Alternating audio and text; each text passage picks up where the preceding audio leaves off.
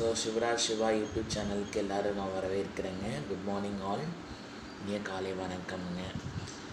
So இன்றைக்கி நம்ம என்ன வீடியோ பார்க்க போகிறோம் அப்படின்னா, கார்த்திகை மாதம் நல்லபடியாக இன்றைக்கி பிறந்திருக்குதுங்க.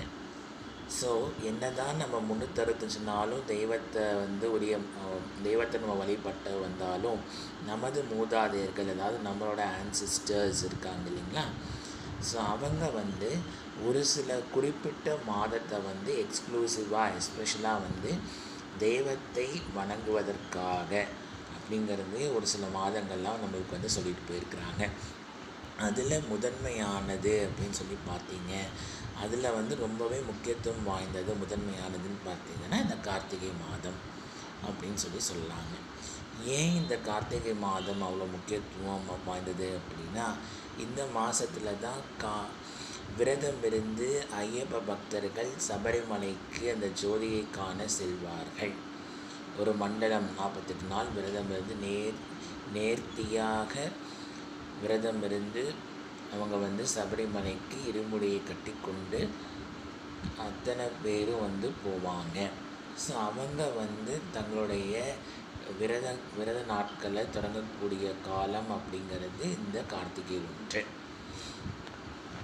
ஸோ அதே மாதிரி இந்த கார்த்திகை விரதம் அப்படிங்கிறது இன்றைக்கி ரொம்ப விசேஷமாக நம்ம ஏன் சொல்கிறோம், எஸ்பெஷலி நவம்பர் 16 இன்றைக்கி ஏன் நம்ம விசேஷம் அப்படின்னு சொல்கிறோம் அப்படின்னா, முருகப்பெருமானுக்குடைய நட்சத்திரம் என்று சொல்லக்கூடிய கார்த்திகை நட்சத்திரமானது இன்று இருக்கிறது அப்படிங்கிறது கூடுதல் சிறப்பு. ஸோ இந்த கார்த்திகை விரதம் அப்படிங்கிறது முருகப்பெருமானுக்கும் உகந்த கூடிய நாட்களாக இருக்கிறது. அதே மாதிரி இந்த கார்த்திகை மாதத்துக்கு இன்னொரு சிறப்பு என்று நாம் எதை சொல்வோம் என்றால், அருணாச்சலேஸ்வரர், அதாவது சிவபெருமானை தீபங்களால் நாம் வழிபடக்கூடிய கார்த்திகை மாதம். கார்த்திகை அண்ணாமலையார் தீபம் சொல்லுவாங்க இல்லைங்களா, அந்த கார்த்திகை ஆனது இந்த மாதம்தான் வருதுங்க. ஸோ அப்பேற்பட்ட அருமையான ஒரு கார்த்திகை மாதம்.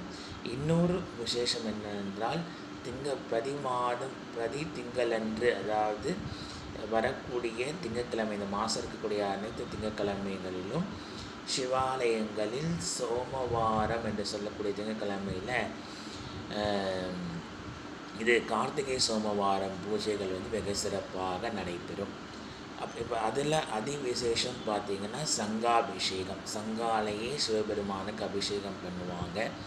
ஸோ அப்பேற்பட்ட மாதத்தில் நம்ம சிவனையும் முருகப்பெருமானையும் ஐயப்பனையும் நம்ம வழிபட்டோம் அப்படின்னு சொன்னால் நல்லது.